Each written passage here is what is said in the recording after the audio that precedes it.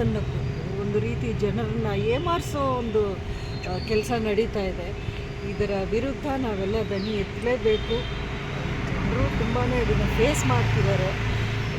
ಇದಕ್ಕೆ ಒಂದು ಖಂಡಿಸಿ ಒಂದು ಅಲ್ಲಿ ಜನಾಕ್ರೋಶ. ಎಲ್ಲ ಒಂದು ಕಡೆ ಇತ್ತೀಚೆಗೆ ಹೋರಾಟಗಳಲ್ಲಿ JDSನವರು ನಮ್ಗೆ ಸೇರಿಸ್ಕೊಳ್ತಿಲ್ಲ BJP ಅನ್ನುವಂಥ ಆರೋಪಗಳನ್ನ ಮಾಡ್ತಾ ಇದ್ದಾರೆ. ಎಲ್ಲ ಒಂದು ಕಡೆ ಇದೆಲ್ಲೋ ಮೈತ್ರಿಗೆ ಭಂಗ ಆಗ್ತಾಯಿದೆ ಅಂತ ಸುರೇಶ್ ಬಾಬು ಅವರು ಮಾಡಿದ್ರು, ಕುಮಾರಸ್ವಾಮಿ ಅವರು ಕೂಡ ಈಗ ಒಟ್ಟಿಗೆ ಹೋರಾಟ ಮಾಡ್ತಾ ಇಲ್ಲ. ಈಗ ಮೈತ್ರಿ ಮೊದಲಿನ ಆರೋಗ್ಯ ಕಾಪಾಡ್ಕೊಳ್ತಾ ಇಲ್ಲ ಅಂತ. ನೋಡಿ, ಮೈತ್ರಿ ಅನ್ನೋದು ಯಾವತ್ತೂ ಒಂದು ಸವಾಲುಗಳ ಜೊತೆಲೇ ಇರುವಂಥ ವಿಷಯ. ಯಾವುದೂ ಅಷ್ಟು ನೋಡಿದ್ರೆ ಒಂದೇ ಪಕ್ಷದೊಳಗೇನೆ ಎಷ್ಟೊಂದು ವಿಚಾರಗಳು, ಎಷ್ಟೊಂದು ಭಿನ್ನಾಭಿಪ್ರಾಯಗಳು ಬರ್ತಾನೆ ಇರ್ತವೆ, ಬರ್ತಾನೆ ಇದೆ. ಪ್ರತಿಯೊಂದು ಪಕ್ಷದಲ್ಲೂ ಇದೆ.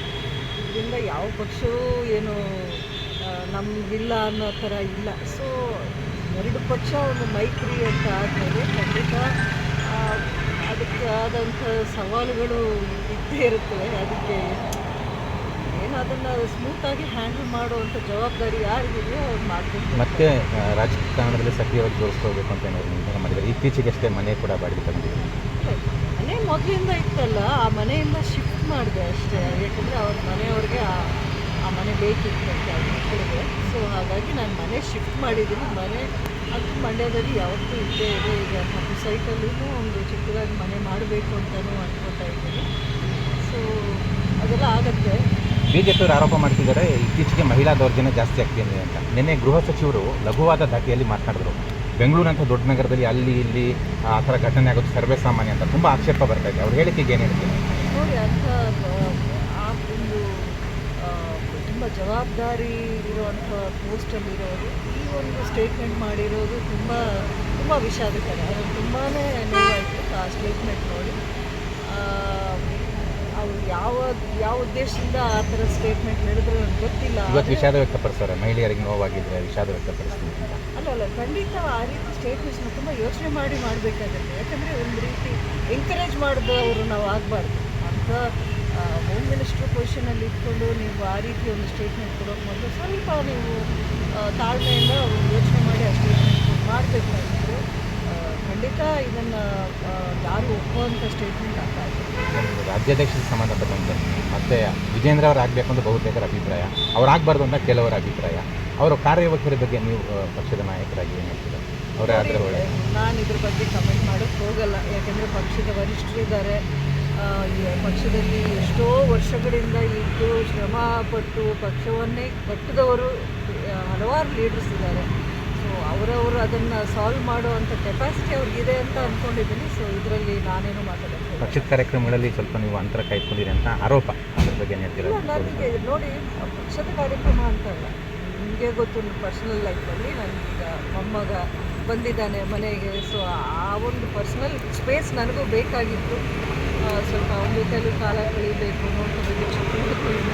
ಸೊ ಹಾಗಾಗಿ ಸ್ವಲ್ಪ ಒಂದು ಬ್ಯಾಕ್ ಸ್ಟೆಪ್ ತಗೊಂಡು ಬಿಟ್ಟರೆ ಆ ಪಕ್ಷದ ಕಾರ್ಯಕ್ರಮಕ್ಕಿಂತ ಅಂದರೆ ನಮ್ಮ ಪಕ್ಷದಲ್ಲಿ ನನಗೂ ಏನೂ ಪ್ರಾಬ್ಲಮ್ ಇಲ್ಲ. ಈಗ ಹೋರಾಟದಲ್ಲಿ ಪಾಲ್ಗೊಳ್ಳಕ್ಕೆ ಹೋಗ್ತಿದ್ದೀರಾ ಇನ್ನು ಮುಂದೆ? ಇದು ತುಂಬ ಒಂದು ಇಂಪಾರ್ಟೆಂಟ್ ವಿಷಯ ಅಂತ ನಾನು ತುಂಬ ಗಂಭೀರವಾಗಿ ತಗೊಂಡಿರೋ ವಿಷಯ. ಇದು ಪ್ರತಿ ಒಬ್ಬರಿಗೆ ಒಂದು ಮುಟ್ಟುವಂಥ ವಿಷಯ ಇದು.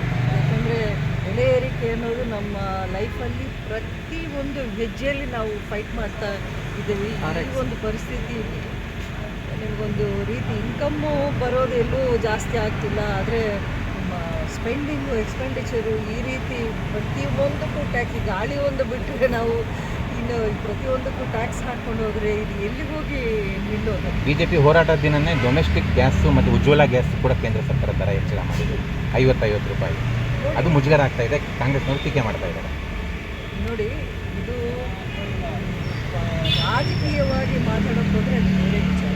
ಜನಸಾಮಾನ್ಯರಿಗೆ ಎದುರಿಸ್ತಾ ಇರೋ ಪ್ರಾಬ್ಲಮ್ಸು ಅದನ್ನು ಒಂದು ಪ್ರೊಟೆಸ್ಟ್ ಮಾಡೋ ವಿಷಯ ಅಂದರೆ ಅದು ಬೇರೆ ವಿಚಾರ ಆಗುತ್ತೆ. ನಾನು ಅಂದ್ಕೊಂಡಿದ್ದೀನಿ ಖಂಡಿತ ಈಗ ನೀವೊಂದು ರೀತಿ ನೋಡಿದ್ರೆ ಪೆಟ್ರೋಲು ಅಥವಾ ಚಿನ್ನದ ಬೆಲೆ ಇದೆಲ್ಲ ಗ್ಲೋಬಲ್ ರೇಟ್ಸ್ ಮೇಲೆ ಡಿಪೆಂಡ್ ಆಗಿರುತ್ತೆ.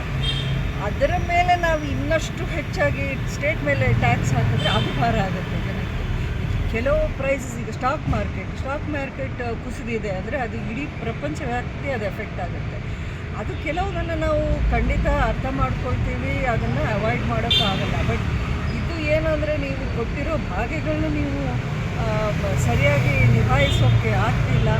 ಅದರ ಭಾರ ಜನಕ್ಕೆ ಈ ರೀತಿ ಇನ್ನೊಂದು ರೀತಿಯಲ್ಲಿ ನೀವು ಹಾಕ್ತಾಯಿದ್ದೀರ. ಈ ಒಂದು ಕಡೆ ₹2 ಕೊಟ್ಟು ನೀವು ₹20 ಕಿತ್ಕೊಳ್ಳೋ ರೀತಿ ಆಗ್ತಾಯಿದೆ ಈಗ.